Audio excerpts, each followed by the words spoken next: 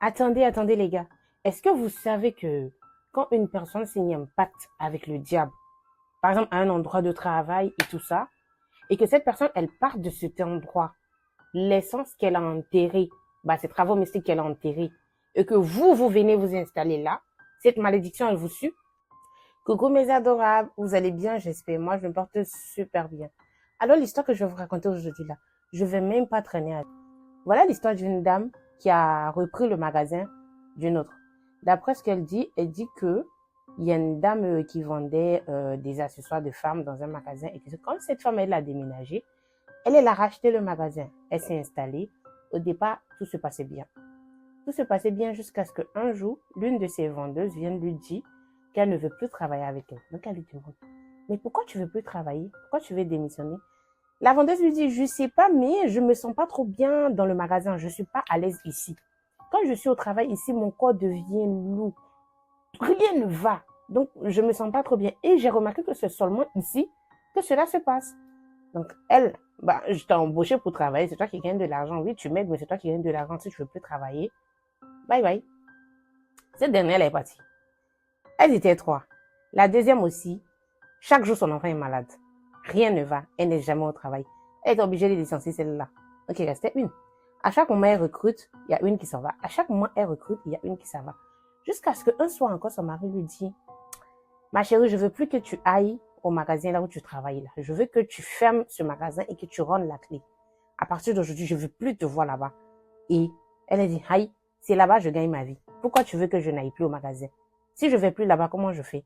Son mari dit, veut rien comprendre, qu'il faut plus partir là-bas. Elle aussi, elle dit, elle veut rien comprendre, que c'est là-bas qu'elle travaille. Donc, les deux ont commencé à se bouder. Jusqu'à un jour, son mari a eu accident sur l'autoroute. Ils l'ont appelé. Elle a eu peur. Elle a couru, mais il y a eu plus de mal que de peur. Son mari s'en est sorti. Mais malgré tout ça, elle était toujours au magasin. Mais en ce moment-là, tout a commencé à devenir lourd parce que son mari est tombé, il est malade. Il a eu un accident, il va pas au travail, donc c'est elle qui s'occupe de tout maintenant. Ça commence à faire trop. Les enfants, son mari, le magasin, ça commence à faire trop.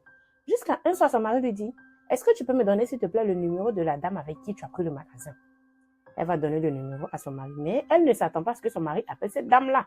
Parce que son mari, c'est quelqu'un de chaud. Elle a peur. S'il l'appelle, il ne faudrait pas qu'il se bagarre. Parce qu'apparemment, la femme aussi, elle parle très mal. Mais elle donne le numéro quand même à son mari. Donc, son mari appelle la dame. Déjà, il lui a donné rendez-vous à son magasin. Donc, elle est au magasin avec son mari. Elle était même en entretien avec une nouvelle fille qu'elle voulait embaucher. Donc, la dame l'est arrivée. Son mari lui a dit, madame, quand vous partiez là, est-ce que vous n'avez pas oublié quelque chose au magasin ici? La dame là, elle est partie. Elle allait appeler quelqu'un chez elle à la maison. Ils sont venus. Elle a montré un carreau au centre du magasin. Les carreaux, en gros, le sol, un carreau, comprenez, un carreau, le sol. Elle a montré, elle a dit, faut casser ici, là. Ils ont cassé, la dame l'a fait sortir un sachet noir. Qu'est-ce qu'il y avait dedans? Gris-gris. Maintenant, apparemment, le mari de la dame, là, c'est quelqu'un, il voit des choses, en gros, il sent des choses, il voit des choses. Donc, vu que lui, c'est lui qui a financé le magasin, c'est lui qui a sorti son argent de sa poche pour donner à sa femme pour pouvoir prendre son magasin et pour lancer son business. Voilà comment il a eu pour lui dans cette affaire-là. C'est que toutes les personnes qui ont investi dedans, là, ça a commencé, en tout cas, toutes les personnes qui travaillaient en ce lieu-là ont commencé à avoir des problèmes. Lui, ça a commencé à ménager dans son finance. Son mari, il gagne beaucoup d'argent, mais ils comprennent pas où l'argent va. Tout disparaît à la fin du mois. Et que son salaire en net, c'est fini. Donc, c'est là qu'il a commencé à se douter. Déjà, il avait raison. Et le fait que la dame, elle a déménagé, elle est partie et qu'elle a laissé le truc, apparemment, il y a des sacrifices. Il y a des sacrifices qui devaient être faits que l'autre ne faisait pas. Vu qu'elle ne savait pas qu'il y avait quelque chose. Qu'est-ce que vous en pensez? Est-ce que c'est logique? Parce que chacun porte son chapeau. C'est elle qui a enterré sa chose. C'est elle qui a fait son sacrifice. Si elle est partie, elle est partie, elle est partie, c'est fini. Et puis même si elle est partie, c'est fini.